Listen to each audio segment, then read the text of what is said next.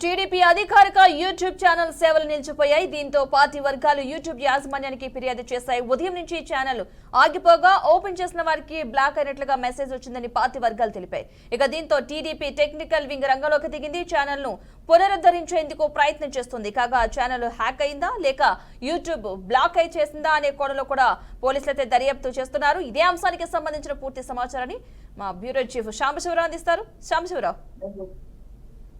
మొత్తంగా చూసుకోవచ్చు, టీడీపీకి సంబంధించినటువంటి అఫీషియల్ యూట్యూబ్ పూర్తిగా కూడా ఉదయం నుంచి ఆ సేవలు పూర్తిగా ఆగిపోయాయి. అయితే ముఖ్యంగా టీడీపీకి సంబంధించినటువంటి యాక్టివిటీస్ మొత్తం కూడా ఆ యూట్యూబ్ ఛానల్ నుంచే రన్ చేస్తారు. అయితే ఉదయం నుంచి కూడా ఎవరైతే యూట్యూబ్ రన్ చేస్తున్నటువంటి వాళ్ళు ఉన్నారో వాళ్ళంతా యూట్యూబ్ ని ఓపెన్ చేయగా పూర్తి స్థాయిలో కూడా యూట్యూబ్ ఆగిపోయినట్టుగా తెలుస్తుంది. అయితే ఈ విషయాన్ని టీడీపీ అధిష్టానానికి కూడా తెలియజేశారు. అధిష్టానానికి తెలియజేయడమే కాకుండా యూట్యూబ్ ఛానల్ ఆగిపోవడానికి ప్రధాన కారణం ఏంటి, లేకపోతే ఎవరన్నా హ్యాకర్స్ ఎవరన్నా యూట్యూబ్ ని హ్యాక్ చేశారా, దానికి ముఖ్యమైనటువంటి కారణాలు ఏమై ఉంటాయనే కోణంలో కూడా ప్రస్తుతం అయితే ఆ టీడీపీ వర్గాలు అయితే ఆరా తీసుకున్నటువంటి పరిస్థితి కనబడతా ఉంది. మరి ముఖ్యంగా ఎందుకంటే ఒక కంటెంట్ బేస్ చేసుకొని ఆ యూట్యూబ్ ఛానల్ ని యూట్యూబ్ యాజమాన్యమే ఆపేసిందా, లేకపోతే ఎవరైనా టీడీపీకి సంబంధించినటువంటి అఫీషియల్ గ్రూప్ కాబట్టి టీడీపీలో ఉన్నటువంటి ప్రతి యాక్టివిటీస్ ఆ గ్రూప్ లోనే ఉంటాయి కాబట్టి దాన్ని హ్యాక్ చేసేసి ఆ యూట్యూబ్ రన్ కాకుండా చేస్తా ఉన్నారా అనే అంశంపై పూర్తి స్థాయిలో కూడా వాళ్ళు విచారిస్తున్నటువంటి పరిస్థితి అయితే ఉంది. మరి ఒకవేళ హ్యాకర్స్ చేసి ఉంటే, ఒకవేళ దాన్ని ఎవరైనా హ్యాకింగ్ చేస్తుంటే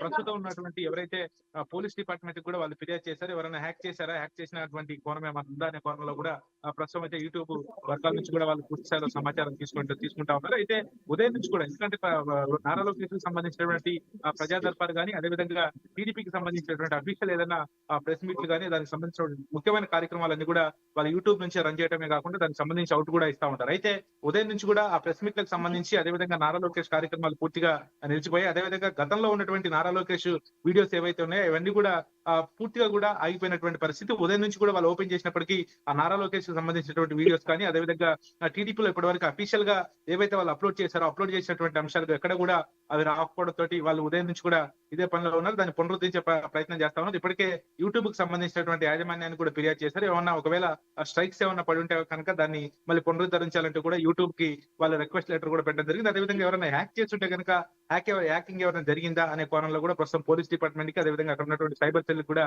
టీడీపీకి సంబంధించినటువంటి యూట్యూబ్ వర్గాలు అయితే ఫిర్యాదు చేశాయి. మరి ఒకవేళ యూట్యూబ్ నుంచి ఆగిపోయిందా లేకపోతే హ్యాకర్స్ ద్వారా ఆగిపోయిందా అనే కోణంలో కూడా ప్రస్తుతం అయితే టీడీపీ నాయకులు అయితే దానిపై పూర్తి స్థాయిలో విచారణ జరుపుతున్నటువంటి పరిస్థితి అయితే కనబడతా ఉంది. Padma, right, thank you Sambasivarao.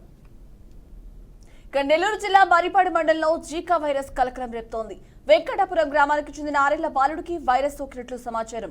తొలుత నెల్లూరులోని ఓ ప్రైవేట్ ఆసుపత్రిలో చికిత్స అందించారు. వైరస్ నిర్ధారణ అయిన తర్వాత చెన్నైలోని ఆసుపత్రికి తరలించారు. జీకా వైరస్ కలకలం నేపథ్యంలో రాష్ట్ర వైద్యుల బృందం ఇవాళ వెంకటాపురంలో పర్యటించనుంది. పూర్తి వివరాలు మా కరెస్పాండెంట్ సాగర్ అందిస్తారు. Sagar, over to you.